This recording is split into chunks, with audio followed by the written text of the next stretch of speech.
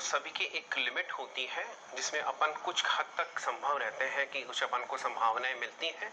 Cerebral palsy के अंदर बहुत अच्छी संभावनाएं मिलती हैं, उसके अंदर या डाउन सिंड्रोम में बहुत अच्छी संभावना मिलती है। सेरेब्रल पाल्सी में क्या है कि बच्चा जैसे बेड रिडन हो गया, जैसे मैं आपको बताऊं, जैसा भी मैंने बताया कि 5 महीने का बच्चा गर्दन नहीं संभाल पा रहा, 10 महीने का बच्चा बैठ नहीं पा रहा, 15 महीने का बच्चा खड़ा होकर चल नहीं पा रहा, ये एक मेजर इशू बन जाता है। तो उस चीज का ट्रीटमेंट एक काफी हद तक पॉसिबल है।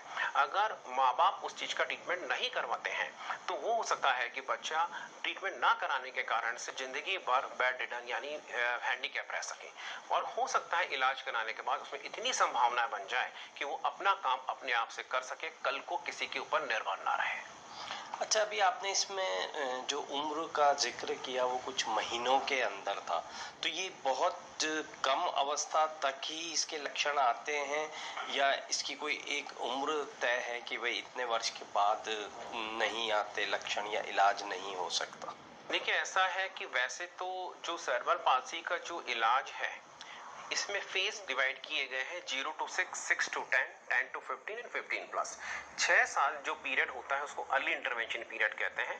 6 साल के पीरियड के अंदर यानी 6 साल से छोटे बच्चे में इलाज का असर बहुत तेजी से होता है, क्योंकि हम किसी भी तरह से उसको मोल्ड कर सकते हैं। बच्चे के अंदर फॉर्मेशन हो रहा होता है, चाहे वो मसल्स का हो, ब्रेन का हो। 6 से 10 साल में वो ऐसा नहीं है कि उसमें संभावनाएं नहीं होंगी, लेकिन कॉम्पेरेटिवली वो कम हो जाती है। 10 से 15 साल में और कम हो जाती है, 15 प्लस के बाद में ना के बराबर संभावनाएं हैं तो 15 के बाद में भी बनती हैं, लेकिन उसके बाद में संभावनाएं काफी कम हो जाती हैं।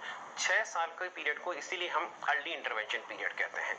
उस पीरियड के अंदर रिजल्ट आने की संभावना बहुत हद तक बढ़ जाती है।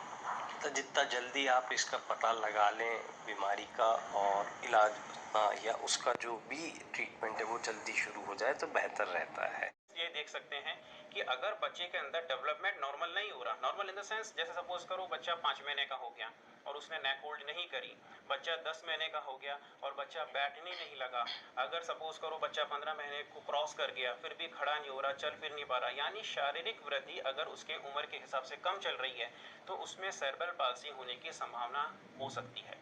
कुछ सिम्टम्स होते हैं जिनसे बच्चों को पेरेंट्स घर पे ही एग्जामिन कर सकते हैं, देख सकते हैं।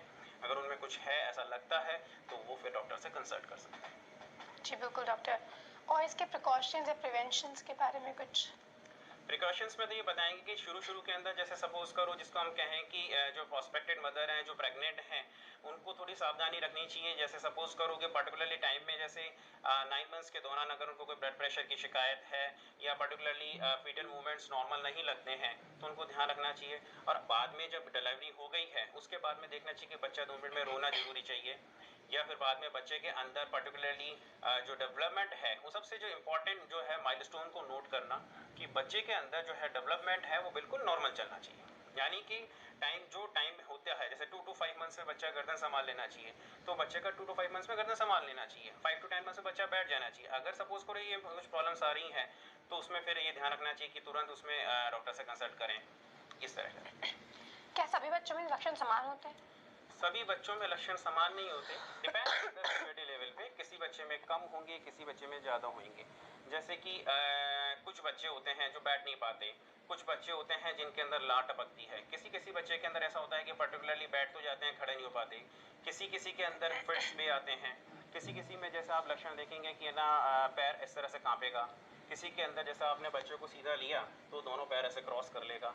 किसी बच्चे के बारे में बात करें तो करियर ऑप्शंस साहब इसमें क्या हो सकते हैं जो इन बच्चों के लिए अवेलेबल होंगे आगे चलकर? देखिए, इन बच्चों के अंदर ये ध्यान रखा जाता है कि अगर इनको प्रॉपर्ली ट्रेन किया जाए, सारी चीजें ये जो आगे घड़ी घूमती हैं तो वो ट्रेनिंग पे डिपेंड करती है। इनकी proper training activities of daily living के अंदर सपोज करो इनको अगर हर अच्छी तरह से ट्रेनिंग दी जाएगी तो एक नॉर्मल व्यक्ति कर सकता है वो काम ये कर सकते हैं। जैसे आप सपोज करो वोकेशनल ट्रेनिंग है, अगर इनको प्रॉपर वोकेशनल ट्रेनिंग दे दी जाए तो जिस भी पर्टिकुलर फील्ड में अपन इनको तैयार कर रहे हैं, प्रिपेयर कर रहे हैं, उस फील्ड के अंदर ये अच्छी तरह से बहुत बढ़िया वर्क कर सकते हैं। तो उसको अपन उसी चीज की फील्ड में अपन को देखना है कि कैसे इंटरेस्ट है। मैं अभी बताऊं, कुछ टाइम पहले